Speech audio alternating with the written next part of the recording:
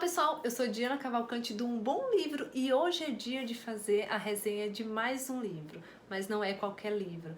Trata-se da maior obra literária que eu já li na vida, isso mesmo. Eu estou falando de Os Miseráveis, do Victor Hugo.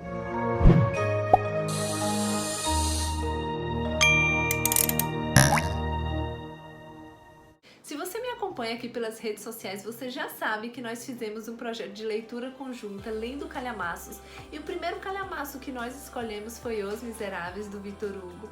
Nós dividimos a leitura aí em uma meta semanal de 150 páginas, o que deixou os participantes bem livres para organizar a sua leitura diariamente, é claro, com o foco das 150 páginas por semana. E eu me comprometi a fazer um vídeo no final de cada semana falando para vocês um pouquinho do que eu achei daquela semana de leitura. Esses vídeos que já estão liberados aí na internet compõem o diário de leitura do livro Os Miseráveis e, é claro, tem spoiler, ok? Então, se você ainda não leu o livro, eu aconselho você não assistir os vídeos que compõem o diário de leitura. Agora chegou o momento de fazer a resenha do livro Os Miseráveis, sem spoiler, é claro, com o intuito de mostrar para vocês alguns aspectos importantes da obra, o que foi mais marcante para mim e, com certeza, incentivá-los a dar uma chance para essa obra fantástica. Então vamos lá, né? A primeira coisa que eu quero falar para vocês é que sim, eu demorei muito para estar fazendo essa resenha, porque esse livro me impactou muito. Eu já falei para vocês que esse é o livro, assim, da minha vida, o melhor livro que eu já li na vida, e por muito tempo, toda vez que eu ia falar dele, até quando eu lembrava dele, eu me emocionava muito. Então foi por isso que eu resolvi dar um tempo para estar fazendo essa resenha agora para vocês. E assim, queria deixar muito claro para vocês que é impossível uma resenha abarcar com plenitude a história deste livro. Ele, para mim, beira a perfeição, tanto em linguagem quanto em narrativa. Não é à toa que ele foi um best-seller na época que foi lançado e é até hoje um livro muito vendido, né? A maior obra do autor francês Victor Hugo. É sim uma obra muito grande, com 1510 páginas, e assim, eu sei que hoje em dia essa ansiedade que a população tem, né, esse mundo acelerado que nós vivemos aí da internet, acaba desestimulando muito as pessoas a pegarem um livro desse, com tantas digressões, com tantas apresentações históricas. Mas assim, eu espero do fundo do coração que depois de vocês assistirem essa resenha, que vocês tenham um pouquinho assim de curiosidade, de pelo menos dar uma chance para conhecer um pouco dessa fantástica história.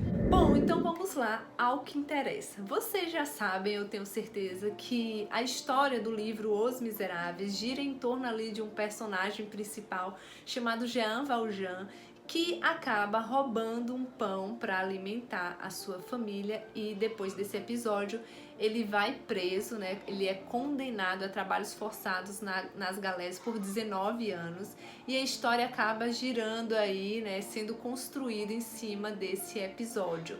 É claro que isso se passa na França do século XIX, e o Victor Hugo retrata pra gente muito a situação social que a Europa toda vivia, né? Então, uma miséria muito grande, uma desigualdade muito grande, uma injustiça muito grande com as mulheres, com as crianças, com o pobre, e ele retrata isso nos seus personagens, né? Algumas pessoas falam que o livro tem diversos personagens principais, que são diversos miseráveis, mas eu não concordo. Eu acho que o verdadeiro personagem principal é o Jean Valjean, que para mim é o único que não é o miserável, né? Todos os outros são, mas ele não.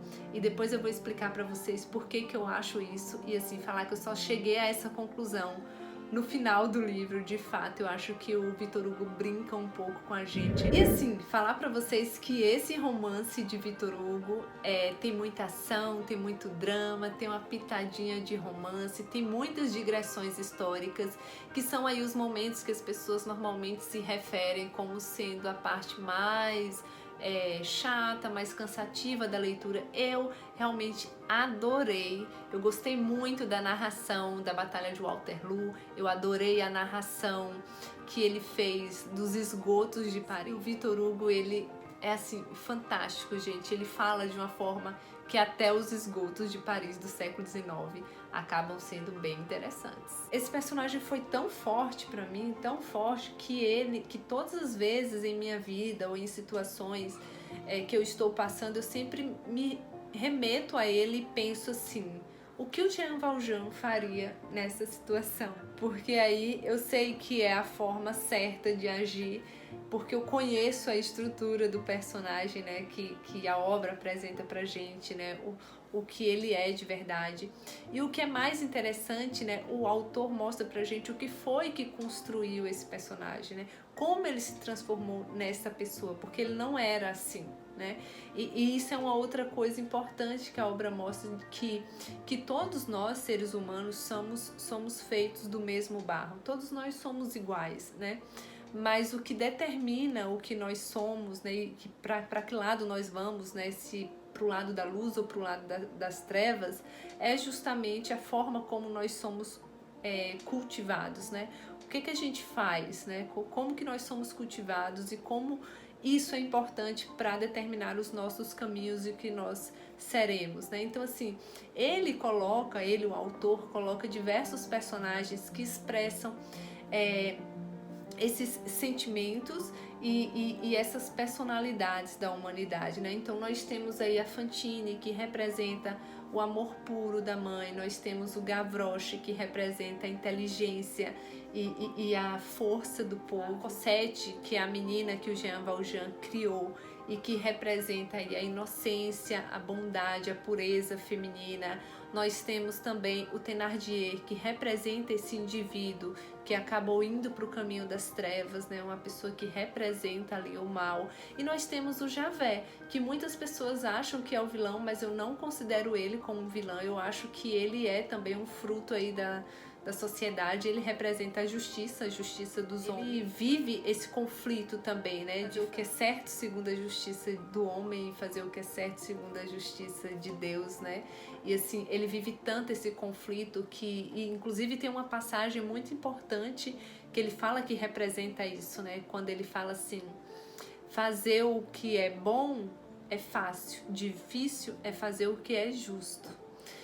Então, ele vive esse conflito, né? E no final do livro a gente percebe como esse conflito foi assim, decisivo para o final desse personagem. São os personagens apresentados pelo Victor Hugo nessa obra, e a construção e a interação desses personagens é assim, gente, simplesmente magnífico.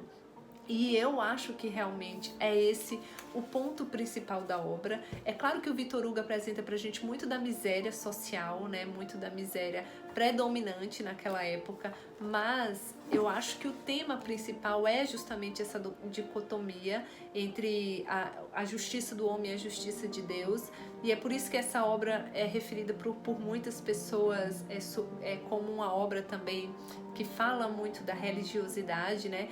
Não é de religião, porque o Victor Hugo faz várias críticas à igreja, né? A igreja católica, que era a igreja da época, mas ele fala muito da religiosidade, e isso é muito forte também neste livro.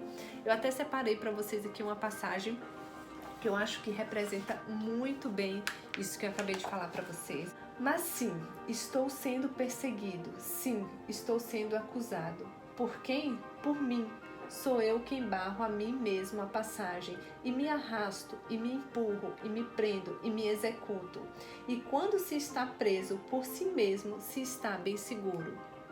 É preciso, se quisermos ser felizes, Senhor, jamais compreendermos o dever, pois, uma vez compreendido, ele é implacável, parece que nos pune, porque o compreendemos, mas não, nos recompensa por isso, porque nos coloca em um inferno onde sentimos Deus ao nosso lado.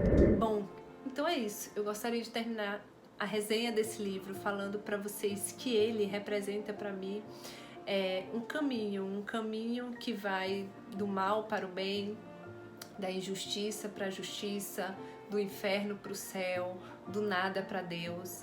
É um livro que apresenta isso, né? E assim, eu acho que toda a humanidade deveria ler esse livro, refletir, ver o que ele tem de importante, né? Ele não é um grande clássico da literatura mundial à toa. É quase impossível alguém não dar 5 estrelas para esse livro. E muitas pessoas consideram esse livro o melhor livro da vida. Então fica aí a minha indicação.